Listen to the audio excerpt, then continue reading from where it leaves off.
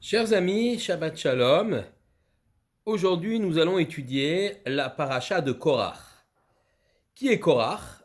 C'est le cousin de Moshe. Il est de la tribu de Lévi et il va se rebeller contre Moshe car il va considérer qu'il est le laissé pour compte lors de la distribution des honneurs aux différents membres de la tribu de Lévi. Il va accuser Moshe et Aaron d'avoir accaparé le pouvoir. Sa colère vient surtout du fait que c'est son cousin, Elitsaphan ben Ouziel, qui a été nommé chef de la tribu de Lévi, alors qu'il considère que lui fait partie d'une branche aînée par rapport à ce Elitsaphan ben Ouziel et qu'il aurait lui dû accéder à ce pouvoir. La révolte de Korach, Baïkar Korach prie, et le Targum explique It Paleg Korach. Korach s'est séparé, il a fait sécession. Effectivement, dans une première lecture, on peut comprendre ici qu'il s'agit d'une lutte de pouvoir, que Korach veut prendre le pouvoir, veut renverser Moshe et Aaron pour lui devenir le chef du peuple d'Israël. C'est donc une histoire extrêmement banale de lutte de pouvoir, de volonté d'un homme plein d'orgueil qui veut s'accaparer donc du pouvoir, du gouvernement du peuple d'Israël. Mais si ce n'était qu'une lutte de pouvoir, alors la Torah n'aurait pas vraiment intérêt à nous raconter cette histoire, car c'est très banal et ceci se trouve dans toutes les sociétés et les civilisations. En fait, c'est bien plus fort que cela. Dans la lutte que Korach va mener contre Moshe et Aaron, il y a une véritable lutte idéologique, un déni, un défi par rapport aux règles que Moshe a fixées, qu'il a reçues lui-même de l'Éternel. Essayons de comprendre la chose. Korach va se présenter devant Moshe et il va poser deux questions de loi, de halakha, et la réponse que Moshe va donner ne le satisfera pas, bien au contraire, il va l'utiliser pour tourner en dérision l'enseignement de Moshe lui-même. Pose la question tout d'abord, un talit qui est kulo techelet, c'est rapporté par le Midrash et par Rashi également, un talit entièrement bleu, c'est-à-dire tissé de fils bleus. Je rappelle que le talit est le châle de prière dans lequel on s'enveloppe au moment de la tfila de la prière, qui porte à ses quatre extrémités des tzitziot, comme on l'a vu d'ailleurs à la fin de la paracha de Shelech Lecha, donc sont de fils, 5 nœuds et 8 fils, de chaque côté de ce talit, et traditionnellement, un de ces 8 fils était teint avec la teinture extrait bleu, qu'on appelle techelet, extrait d'un animal marin, le chilazone. Le chilazone, animal marin gastéropode de la famille des pieuvres. Certains considèrent que ça serait aujourd'hui le nautile et l'ont identifié. La plupart des rabbins ne l'ont pas identifié. Mais à l'époque, donc on portait un de ces 8 fils, était un fil bleu, le fil du techelet, et ce bleu azur devait rappeler le ciel qui est la source éternelle, la source des lois. Quant au tzitziot, au fil, lorsqu'on fait effectivement la gematria, c'est-à-dire la valeur numérique du mot tzitzit, on obtient 600, auquel on ajoute 8 fils et 5 nœuds, ce qui fait 613. Cette mitzvah est donc censée nous rappeler l'ensemble des commandements qui nous ont été donnés. C'est pour ça qu'on s'enveloppe comme si on s'enveloppait dans la halakha, dans la loi ou dans les commandements. Alors, Korach vient et il dit voilà, la loi juive exige effectivement qu'il y ait un des 8 fils qui soit teinté en bleu pour rappeler effectivement le ciel, le techelet. Eh bien moi je viens avec un talit qui est kulo techelet, entièrement bleu. Eh bien est-ce que ce talit entièrement bleu va porter des tzitziot bien sûr, mais est-ce qu'on a besoin encore d'y ajouter un fil bleu? Et évidemment Moshe répond oui, parce que la règle ne dépend pas de la couleur du talit. Alors, Korach va se moquer de cette réponse. C'est complètement absurde. Si le talit est déjà tout bleu, c'est-à-dire qu'il rappelle le ciel, est-ce qu'on a besoin encore d'un petit fil supplémentaire bleu? Ça n'a pas de sens, ce n'est pas logique. Deuxième exemple que donne Korach. Une maison, une pièce pleine de sifrei Torah, de rouleaux de la Torah. Doit-on poser à son entrée une mezouza, c'est-à-dire un petit rouleau de parchemin qui contient deux passages de la Torah, le premier et le deuxième paragraphe du Shema, est-ce que, donc, mitzvah de la mezouza qu'on appose à l'entrée de nos maisons et dans chaque pièce, est-ce que une telle pièce avec plein de Sifrei Torah a besoin d'une mezouza à son entrée? Moshe répond oui, quel que soit le contenu de la pièce, eh bien, s'il y a une misa de mezouza et qu'il faut poser une mezouza en entrée, il faudra faire ainsi, poser une mezouza à l'entrée. Korach se moque à nouveau de cette réponse. Cela n'a pas de logique, cela n'a pas de sens. En vérité, pourquoi une pièce qui est pleine de Sifrei Torah, donc la présence de la Torah est déjà là dans cette pièce, aurait-elle besoin, cette pièce, d'un petit rouleau de parchemin à l'entrée où il n'y a que 2 petits paragraphes du Shema? Cela n'a pas de sens. Et c'est le point de départ de la rébellion de Korach contre Moshe, une rébellion qui tournera court, puisque le lendemain, l'Éternel va châtier Korach et toute sa clique, puisqu'ils seront engloutis par la terre, d'autres seront brûlés, etc. Donc c'est un échec. Mais je reviens donc à l'argumentaire de Korach. Korach donc pose des questions et attend de Moshe des réponses logiques. Mais les réponses de Moshe sont conformes à la loi, mais non conformes à la logique humaine que Korach considère comme étant celle qui doit présider à notre réflexion. Effectivement, un talit tout bleu, dans une pensée humaine, n'a pas besoin d'un fil bleu supplémentaire. Le symbole est déjà là, on rappelle le ciel. Une maison pleine de Sifrei Torah n'a pas besoin d'un petit rouleau de parchemin à l'entrée. Il y a déjà la Torah qui est présente, on n'a pas besoin d'un petit bout de parchemin supplémentaire. Mais ce que Korach oublie, ce que les mitzvot ne correspondent pas toujours à une réflexion humaine.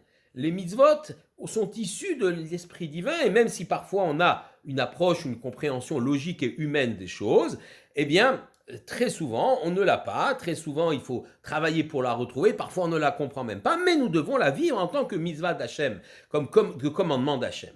Korach, lui, veut passer toutes les mitzvot, tous les commandements au crible de la raison humaine, de sa raison humaine, car il se considère comme extrêmement intelligent. Et si les mitzvot passent, je dirais, l'obstacle, le tamis de la raison humaine, ben c'est bien, on les garde. Et s'ils ne passent pas le tamis de la raison humaine, eh bien on va les éliminer. Et donc pour Korach, il s'agit donc de trier entre les commandements, ceux qui correspondent à une logique humaine et ceux qui ne correspondent pas à une logique humaine. Ceux que l'on peut comprendre et qui ont une certaine forme de logique, eh bien on les gardera. Les autres, on va les rejeter. Et ce sont des pans entiers de la Torah qui vont s'effondrer. On a connu d'ailleurs cette vision telle que Korach la pratique, on l'a connue également avec un certain nombre de mouvements nés au 19e siècle, mouvements de la Réforme, qui ont voulu élaguer, selon leur dire, le judaïsme, la Torah, de tout ce qui ne correspondait pas à une certaine philosophie humaine. Or, la force de la Torah, justement, c'est d'être au-delà de la raison humaine et de la logique, même si la logique et la raison sont importantes pour essayer de comprendre les choses, mais il faut avoir la modestie de se dire que parfois il y a des choses qu'on ne comprend pas, parfois il y a des choses qui sont immuables, qui ne sont pas comprises dans cette génération, mais qui le seront plus tard, etc. C'est ça la force de la Torah. Dépasser la logique humaine pour justement exiger de l'homme encore plus de réflexion, le tirer vers le haut pour encore mieux comprendre les choses. Je voudrais compléter cela par un enseignement du Rav Shlomo Yosef Zevin dans son ouvrage La Torah Vela Moadim. Eh bien, il explique effectivement que la faute de Korach semble d'ailleurs un peu inverse de la faute des explorateurs. Comment cela? Nous avons expliqué la semaine dernière dans la parachat Shelech Lecha que les explorateurs ont refusé de rentrer en Israël et ont entraîné le peuple à refuser cette entrée en Israël. Pourquoi? Parce que pour eux, dans le désert, la situation était idéale. Le peuple était protégé par les nuées de gloire qui formaient comme un dôme sur les enfants d'Israël. Le peuple recevait la manne, donc il était nourri, il était protégé. Il n'y avait aucun problème, on pouvait s'adonner à tout spirituel, à l'étude de la Torah et au tout spirituel. Et c'est cela que les sénateurs voulaient, car ils craignaient que l'entrée en terre d'Israël ne viennent perturber cela, la terre d'Israël, il va falloir la travailler, il va falloir y vivre, construire une société, donc on est dans un monde éminemment matériel, et on risque de perdre notre degré de spiritualité. La spiritualité risque d'être galvaudée, la Torah risque d'être rabaissée en rentrant en Israël, ce qu'ils n'ont pas compris, que c'est justement, c'est cela que Dieu demande, c'est ça le projet de la Torah, faire en sorte d'apporter la spiritualité au sein du monde matériel, au sein de la Gashmiyut par l'entrée en Eretz Israël. Ça, c'est la faute des explorateurs. La faute de Korach, quelle est-elle? Elle est exactement inverse. Lorsque Korach dit « Un talit tout bleu a-t-il besoin d'un fil bleu supplémentaire ?» ou « Une salle pleine de Sifrei Torah a-t-elle besoin d'un rouleau de mezouza à l'entrée ?» Il fait là une allusion, c'est une sorte d'allégorie au peuple d'Israël et alors à ses leaders, c'est-à-dire à Moshe et Aaron. Comprenez, le peuple d'Israël, c'est le talit tout bleu. Tout le monde est kadosh, tout le monde est saint. Chaque juif est kadosh et saint. Tout le monde a entendu les 10 commandements, le don de la Torah sur la terre, sur le mont Sinaï. Kulam kedoshim, dit Korach, tous sont saints. Lama titnasu al ke'al Hashem. Pourquoi vous, Moshe Aaron, vous êtes hissés au-delà, au-dessus du peuple d'Israël? Il n'y a point de différence. Il n'y a point de tzadikim. Il y a tout le monde qui est au même niveau et c'est ainsi qu'il faut vivre les choses.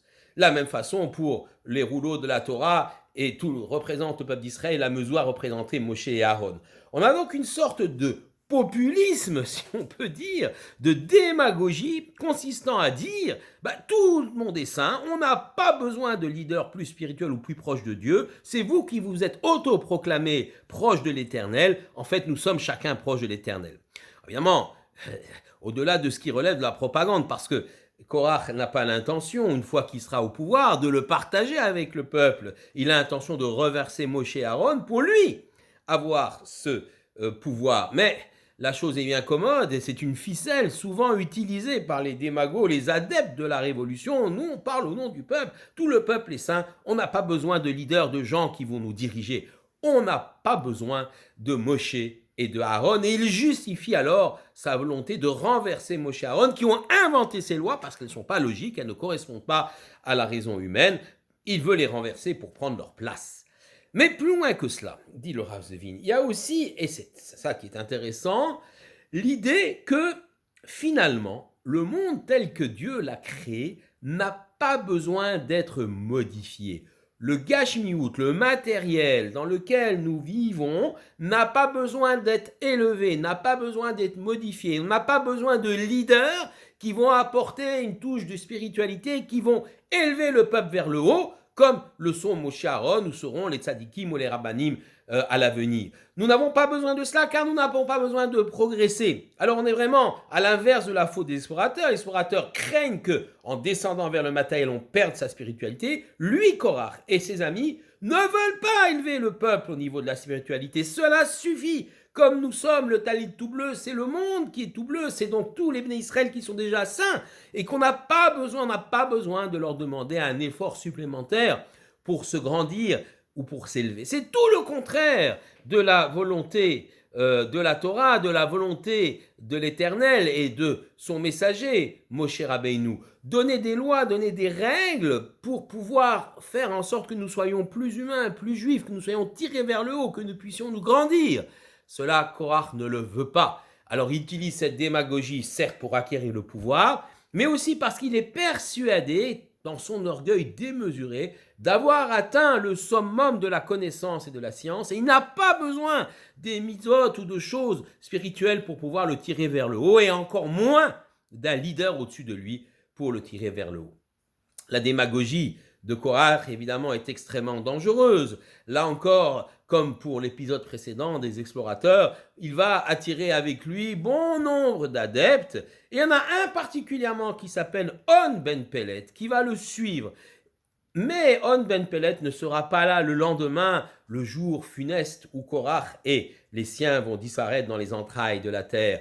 On Ben Pellet va être sauvé par son épouse qui va verser quelques somnifères dans son repas. Il ne pourra pas se réveiller le lendemain et on raconte même que le lit de On Ben Pellet va être attiré vers le gouffre et elle va retenir cela. Finalement, quelque part, le mérite de l'épouse de On Ben Pellet est extraordinaire. C'est elle qui l'a sauvé. Puissions-nous aussi tous être sauvés par le mérite de nos épouses. Shabbat Shalom à tous.